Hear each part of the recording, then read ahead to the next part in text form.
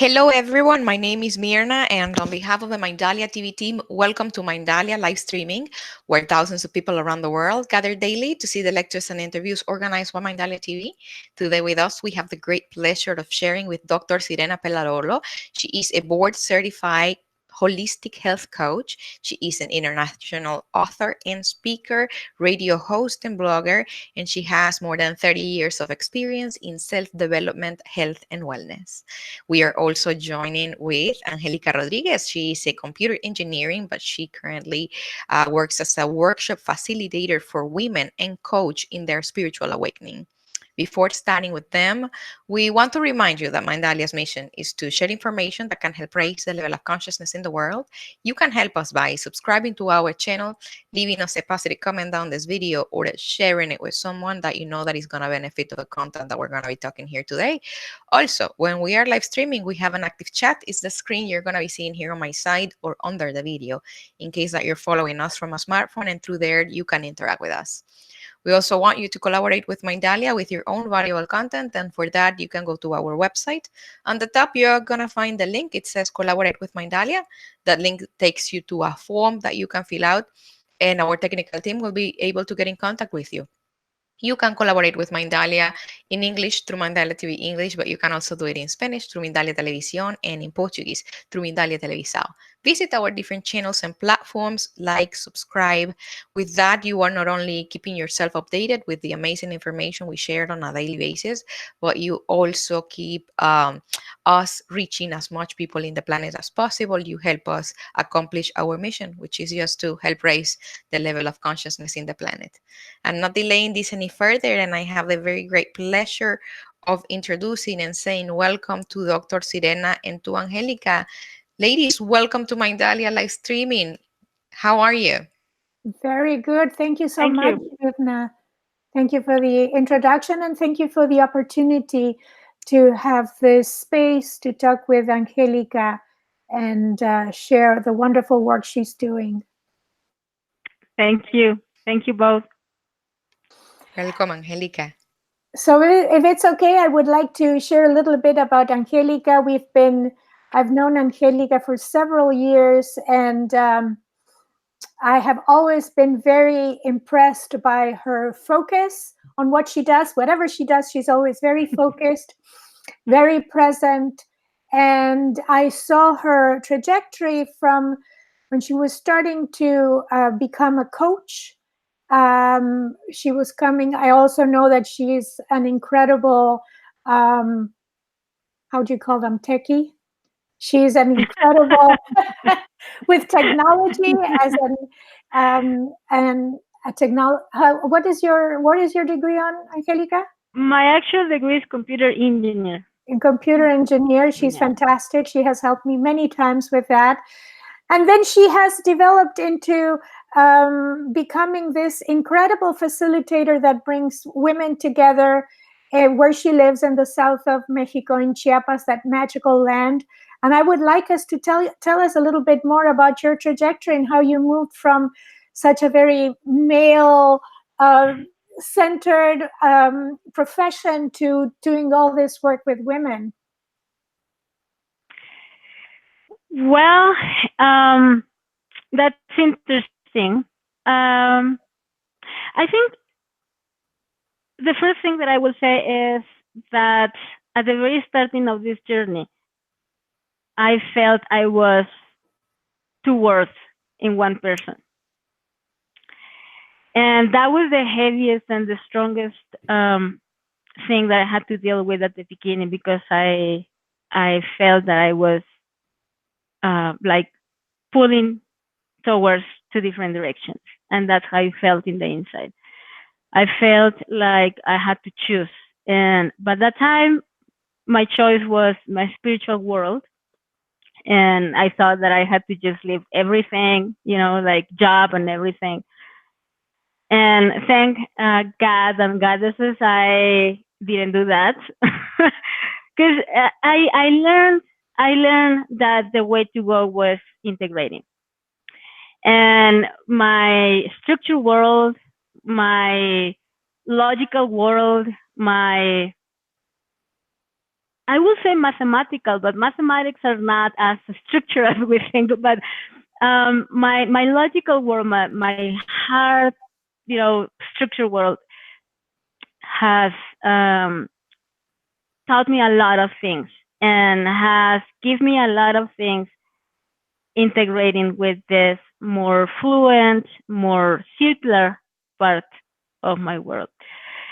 So it all became actually by I was just hit by my spiritual awakening, and there was no way back, and that's how everything started. In a way, you could say I didn't choose the time or form.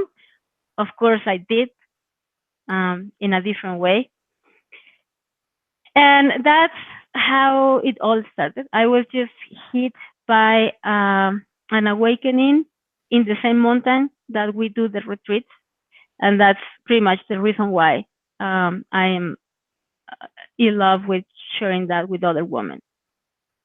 Because the mountain that we do the retreats is a sacred place, and the place by itself creates a magic that it's needed to just find what you're looking for. So I just follow my heart. That's pretty much how it happened. From now up to today, I will say that my recipe has been following my heart and trusting that that's the way that I need to walk. Um, it has been more challenging when I want to put my head into place, and it has been just challenging following my heart, but the easiest way. Overall, the easiest way, and I think that's primarily one of the things that I want to share with other women. And to that, in order to do that, well, it's just a matter of supporting them to listen to what's already there. And to listen, we just have to silence the outer chatter, silence the inner chatter, and that's the job, because the voice is in there. The voice is in there. We just have to tune. We just have to put the volume up for that voice and turn the volume down for the other voices in our heads and in our environment. So, Angie, when was your spiritual awakening in the mountain? How long ago? Like 8 years ago, more or less. Mm-hmm. Yes. And what you share with women, why did you decide to share this, what you had learned with women? That's an interesting journey. To make the story a little bit shorter, the place where I met you, we were in a business coaching, but I was there years before, and I was led by my heart there. I was not looking for clients at all, but that was a business coaching for attracting clients. And that led me through a inner journey of what I want to do. When you have to define your niche and you have to know which is your target market and all that. I was like, what? I don't, computer engineering, you didn't have to do that at all by the time I was doing that. So, but I took the challenge, and I was, like, if I wanted to, who will be my people and all that. So by the end of that business coaching, we were in an exercise, and somehow I end up saying, I won't let you down. I didn't know who I was not letting down. I didn't know who that was, but I heard myself saying that. So I started to just, I didn't fight with that. I didn't try too hard to find that. I just kind of kept that with me. And when I came back in sort of a way to follow up all the inner job that I had done in that business coaching, I said, well, I gotta do something to just wrap up all this work. And I decided that that was a challenge for me. And I decided that that had to be something loving for myself and as well as challenging. Take me out of my comfort zone in a way that it wouldn't kill me. It wouldn't damage me. Instead, it will create an experience for me. Even though if no one will show up, that had to be an experience for me.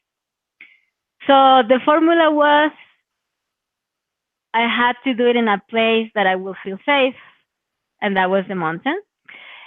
And I will do it for people that I love.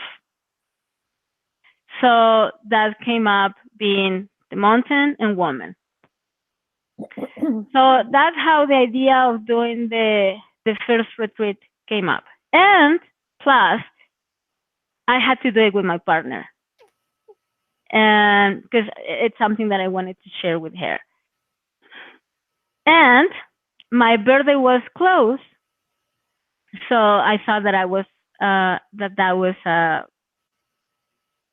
beautiful business present for myself. So that's how the first retreat came. That's how it happened. It's not something that I was looking for before. It's something that came as a result of all the, I will say, the bridge that I was building even without knowing. And saying yes to those voices. And saying yes to those voices. That's beautiful. So did you start with the retreat before, or did you start with the 108 days of writing first? Because that's another very interesting program that you have. Yes, I started with the retreat first. Uh-huh. Yes. And what's the name of the retreat? It's called The First Day of the Rest of Your Life. I love it. I love that. So you did that first, and then you did the 108 days. Yes. Could you tell us a little bit about that program? Again, the 108 day challenge started following whatever was already happening. I was doing an online program. I don't remember what that was about, but it was it had a practice for writing every day. And I started doing that. I started writing myself every day. And then I was chatting every 2 weeks with a woman that you know, by who we met. And then she was doing a challenge herself. Uh-huh. And I was like, I feel like I gotta do something. And then I was doing a challenge with her, and I was doing my own writing, and I was like, I gotta do something like this. Like I said, I like challenging. So that might be part of my DNA. I don't know. And I was like, I need to do something. I need to do something. I don't know what that is. So I thought, oh, okay, it's about writing. It's about writing every day. And I was like, okay, and how long? And then the voice is again like 108 days. And I'm like, whoa, that's a long time. Because the challenge I was doing was 30 days. And I was like, committing for 30 days for anything, it's big. Committing for 108 days is huge. And I was tempted to do it 21 days, 30 days, and I was like, doesn't feel right. And then I started noticing the number around other things, like the mala has 108. I don't know how you call the pieces, but you count 108. And then on the Chinese medicine, the 108 main energy channels that we have, and I was like, oh, this is going somewhere. And then on martial arts, I discovered I did karate for a long time. I don't do karate right now, but I discovered that many of the names of the katas, which are the forms, are a number divided. I mean that divided. I mean, if you multiply the number, it's 108. So somehow it was a number that was in many things around my life, and I was okay. Then it must not be that difficult, and that's how it started. And of course, again, for women, um, like we were saying before, it's nothing against. It's nothing against having men in groups. It's just that I have found myself that there are some things that happen when women are together, and it's just about creating that space for those things to happen. And in other places we can have a lot of fun, and a lot of deepness with our male friends or partners, but it's just creating some specific spaces for women to be, for women. And this is something that I learned myself. I had to learn to be more me in a safe space, so I could be that same me in any other space. So it's just like an incubator. That's how you say in English. That's like an incubator to just go out to the world and be that same person. But it's a matter to create the space to become stronger and then share with the world. Historically, women have found their own places, like the red tents, like the moon lodges, like the women's circles. Traditionally, there was this. Women understood that they needed to be together to create something different that would be a contribution to the whole community.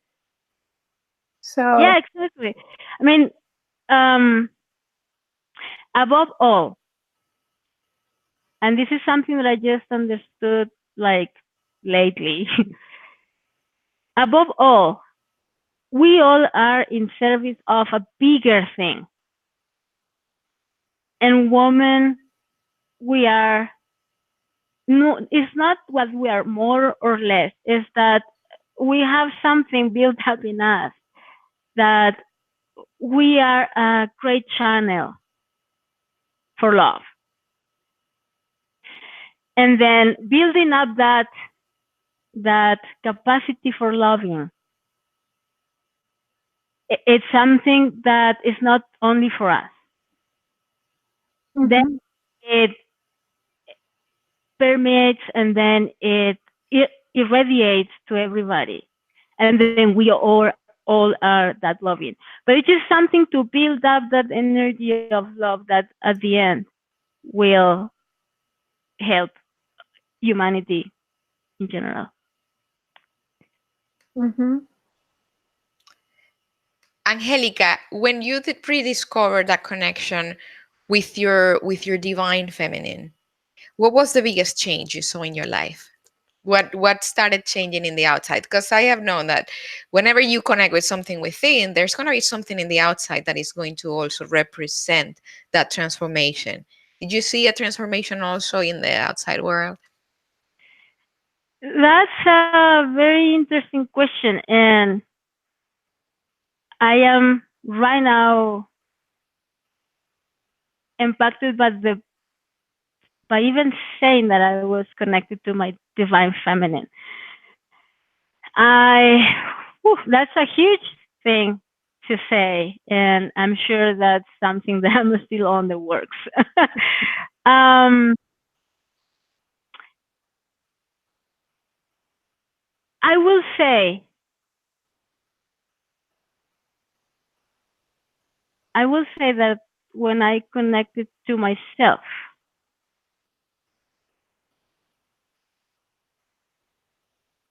what I used, what I could say that I started to notice, but it wasn't something that I noticed immediately, but I started to notice more synchronicity in my life. That's Intuition. one of the, that's intuition is one and synchronicity is the other. I started to notice the connectedness between things. And that's what helped me as well, like I was saying at the beginning, integrate my worlds. Mm-hmm. I started to notice that my whole self is a system. My whole self is not a divided thing. My whole self is everything that I am, everything that I do is for the same. It goes to the same system. When I work on my computer engineering stuff, I'm I'm putting something for my spiritual world.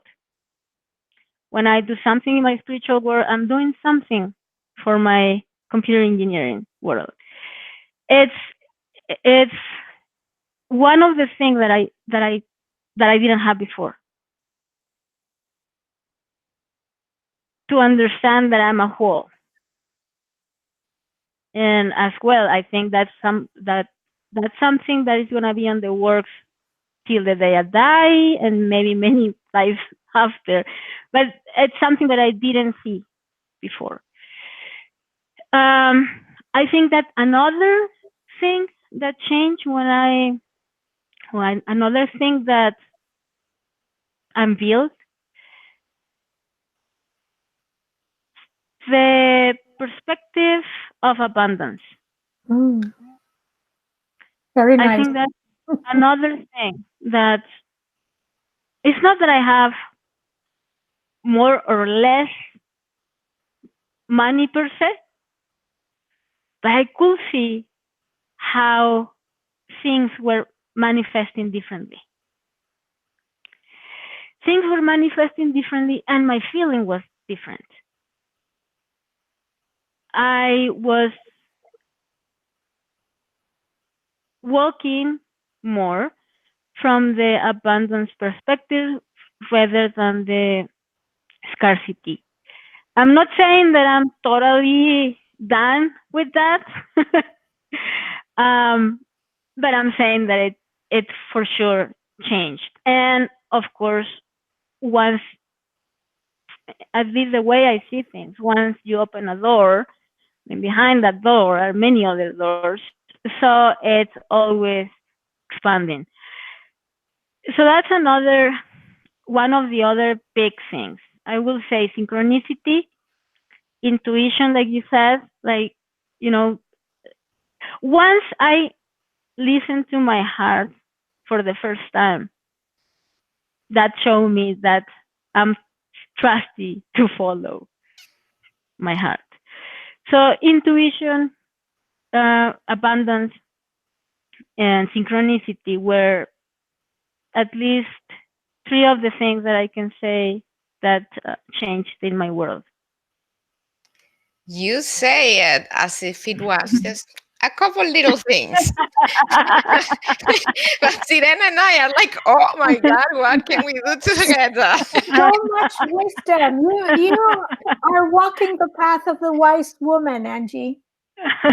Yes, it's amazing. And there's something that I always have in my mind, and it's that yes, we learn a lot, we read, we go here, we go there, but actually, what you're saying of being able to listen to your heart, and not only listen, because sometimes we listen and we're like, yeah, no, I don't want to do it, but you actually trusted your heart and you followed what your heart was telling you.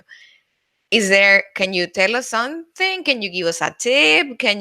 What would you say to people so we can actually start doing it? Because we kind of know the theory, but the practice is something beyond reach for many. I'm going to have to include myself. Mm-hmm. Well, um, I will say first of all that I don't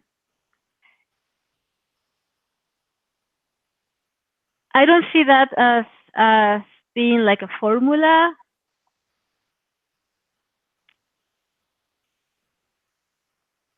Uh,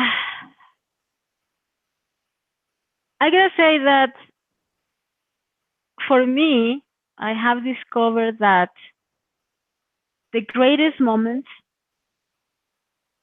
have come in my greatest surrender.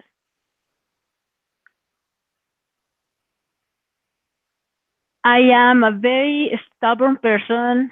I am um, sometimes very mental person, or most of the time. um, so for me, I have needed to come to a great surrender. It might not be for all women. It might not be for all people the same way.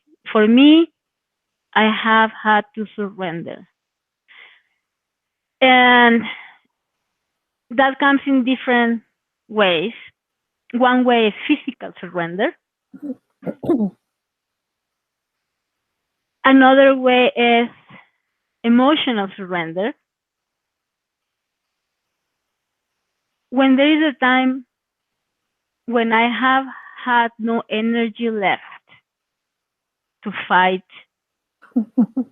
with myself, basically. It's that moment when I'm like, even if I wanted to,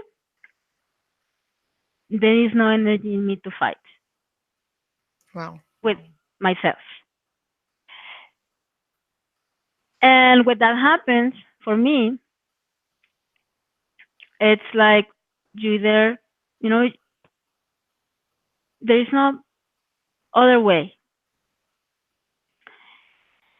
Like like I say, it's me because I'm stubborn. I needed to be very definitive.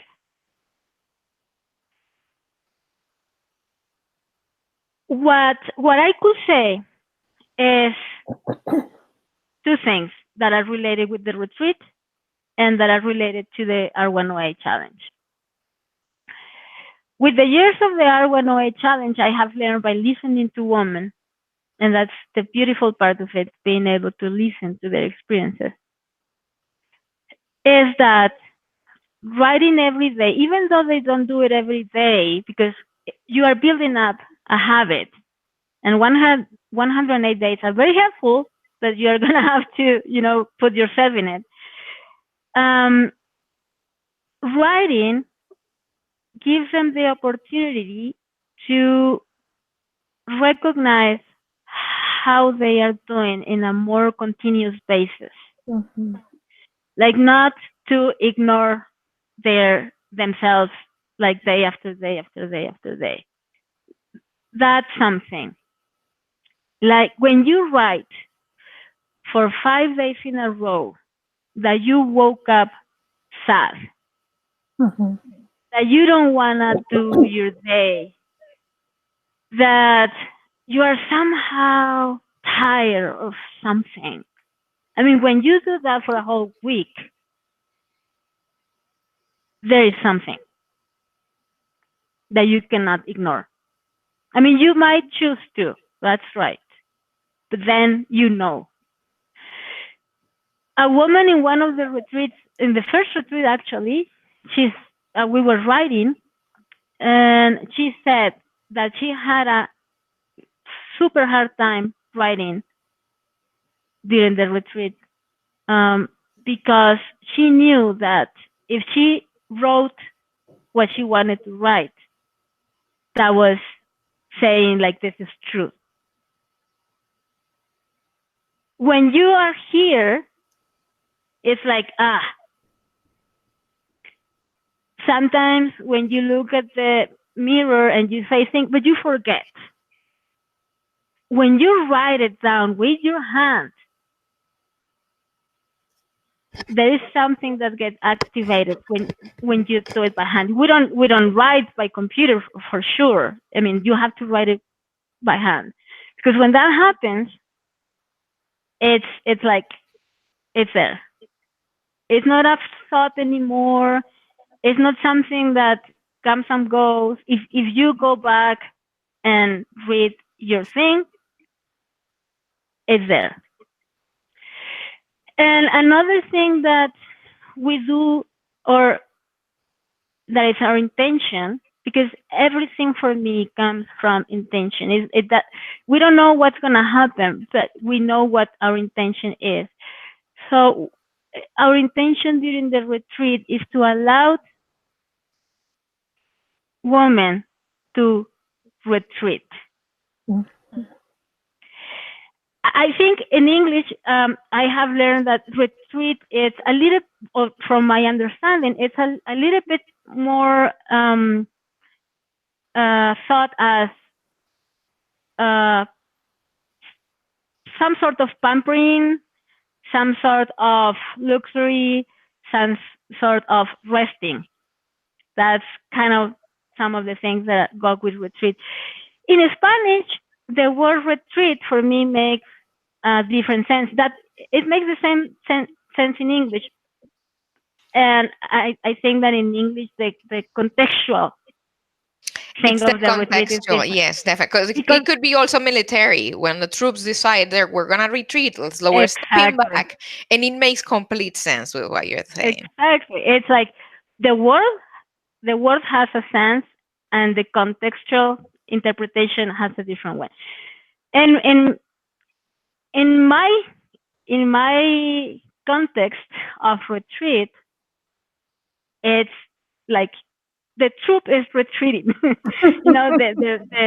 The mama is retreating, the executive is retreating, the woman for everybody else but herself is retreating, and it's going to a place where she is able to listen to herself.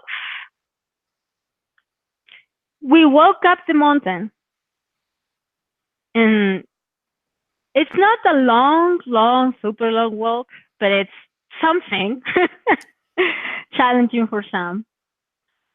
And what happens?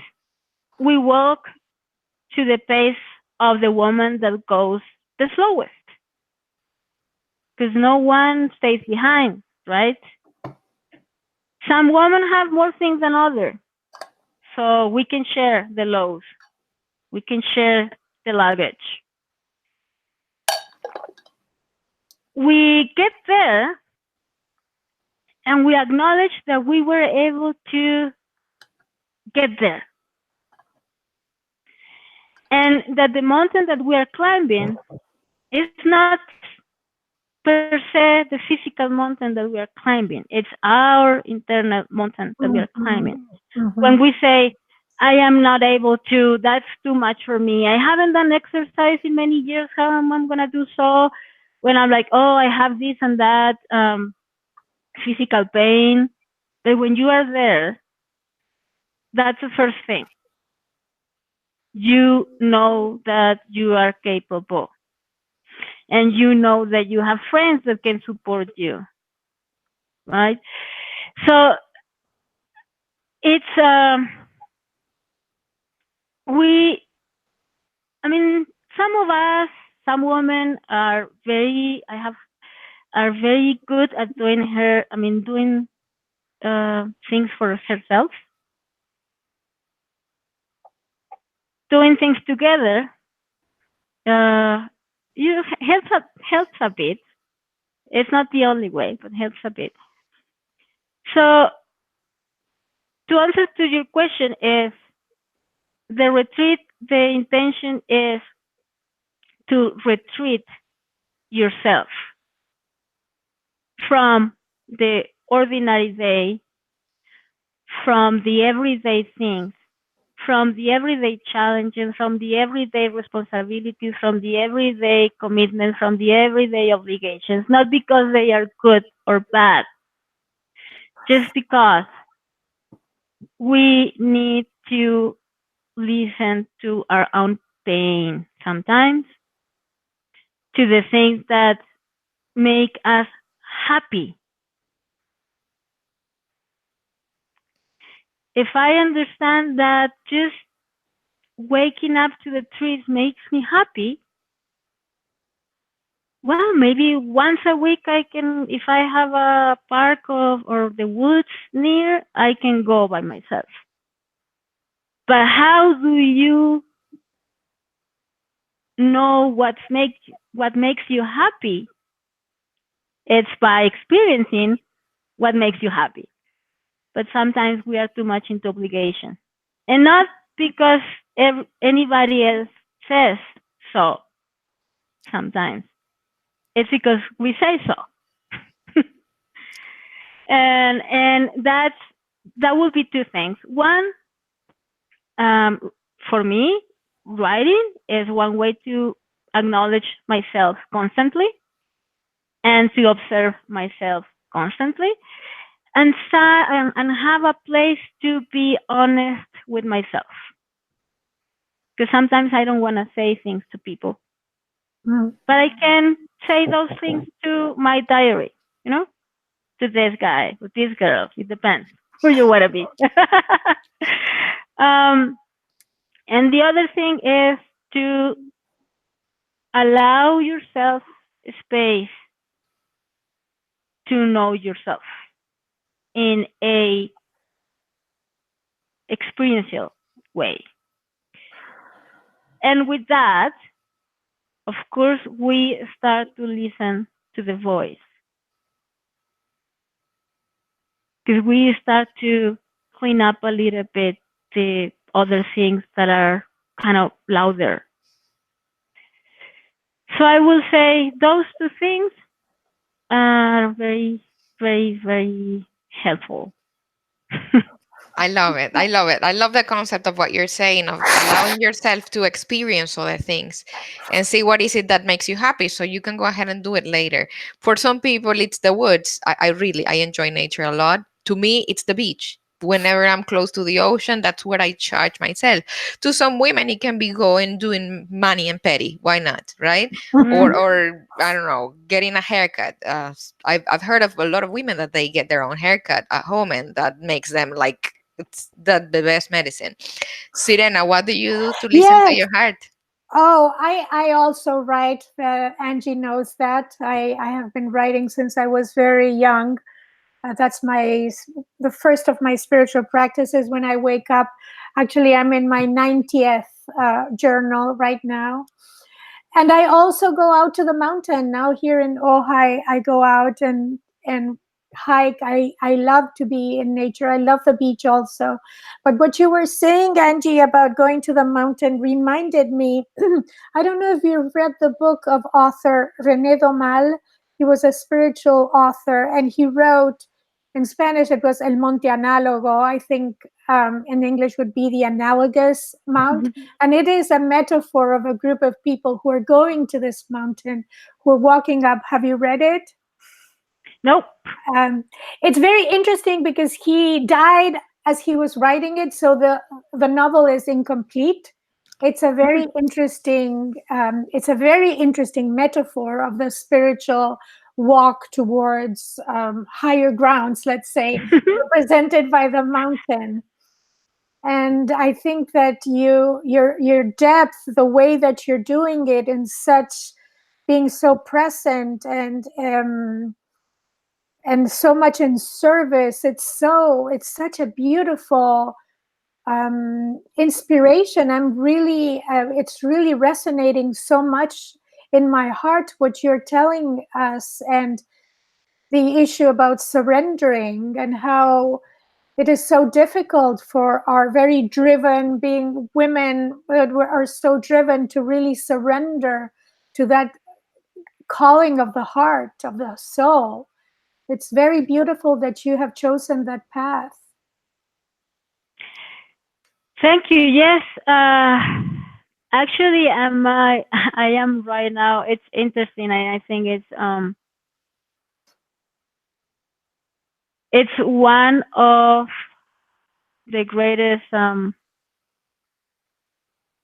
examples that I could give about surrender. I am right now at the point of surrender, and actually related to what I do or what we do with the retreats and the challenge, and other things. And I think it has to do with the divine feminine, as well. I was more trained and and comfortable pushing, pushing, Mhm. and pushing myself. And going through the coaching journey has as well given me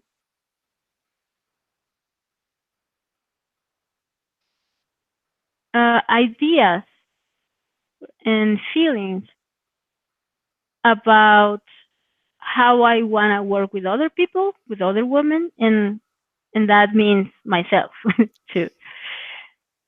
And right now, I have been in a such inner work for the last. I mean, it has been since 8 years ago, but lately more uh, strong.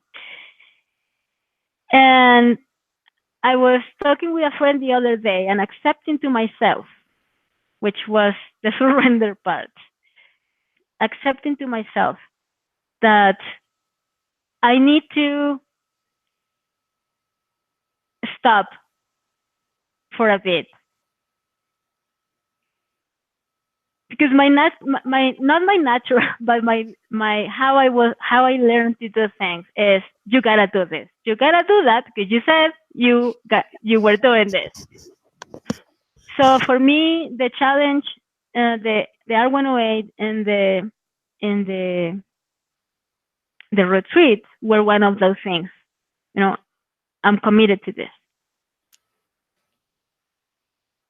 and I'm going through such a whirlwind inside that I am, and other workshops, but because we do other workshops, but they are in different places, and with such a whirlwind inside, it's hard to stand.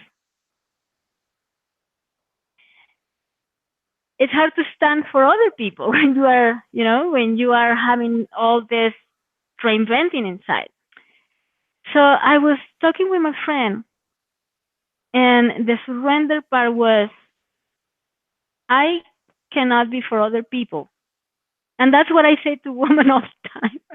You cannot be for other people if you cannot be for yourself. And and that's the beauty about, for me, that's the beauty around working with other people. I mean, for me it's woman, for other people it's men, for other people it's men, woman. Um, the beauty about working with other people is that less and less you can lie to yourself, right? It's like, it's you cannot be saying things that you are not doing. So it's like, I gotta stop, because this friend reminded me where my point of commitment is. Mhm. And my point of commitment, it has always been feeling connected to what I do. And to feel connected to what I do, I need to, it's like take all the energy that I can possibly take and bring it to me. And then it's like a flower growing through, through the cement. It requires a lot of energy. So that's pretty much the principle of the retreat. You gather all your energy that you put on everywhere else, and then you put it back together in you, and then you allow yourself to listen to yourself, to cry or to laugh or whatever you gotta do, and then breathe, and then come back strong. That Because sounds it's it's super important to allow ourselves to just be whatever we need to be. Mm-hmm. oh, And sometimes when we are facilitators, when we are coaches, when we are therapists, when we are any kind of people in service, or at least that's how I am. For me, is natural to put their well-being before. I need to I need to be better at my own well-being, wow, and that's what I say to women. that's amazing. Thank you Thank for your. Sorry. Oh, it's okay. I was just gonna say that our time is up. It feels like we've been talking for 5 minutes, and I it also know. feels that there is so much ink left on the tin can. There's a lot to talk, but I wanted to ask you before we leave, where can our audience find you? Well, physically, you can find me in the southeast of Chiapas. I was born in Baja California, but I live in Chiapas now. I don't. I can give you my email address. That's Please. pretty easy. It's Angelica at efectomaximiza.com. I can write it down. I'm not so much. I don't even have a web page. I am learning to do things more in a closer way, and I'm liking that. How fun is You that? The computer engineer who doesn't use the computer science to put herself out there. exactly. Just But I that was the easy path. Nah, that makes it, it actually makes sense with what we've been seeing about you. You're very up close and personal and very organic and very flowing. Dr. Sirena, where can our audience find you? I do have a website, and Angie has helped me with it. It's www.sirenapellarolo, that's SIRENAPELLAROLO.com. Thank you, doctor. And thank you. What a great pleasure that you guys allow us, Mindalia TV, to be a channel for your ideas. It's been crazy good having, the opportunity to spend time with your brilliant minds. And I completely Thank feel that there's a lot, a lot to be said. To our audience, of course, thank you for being with us, for liking, for subscribing not only this platform, but Mindalia Televisao in Portuguese and Mindalia Televisión in Spanish. From our heart to yours, we're sending you a very big hug, and until next time, bye bye. you. Bye. Thank Okay. you.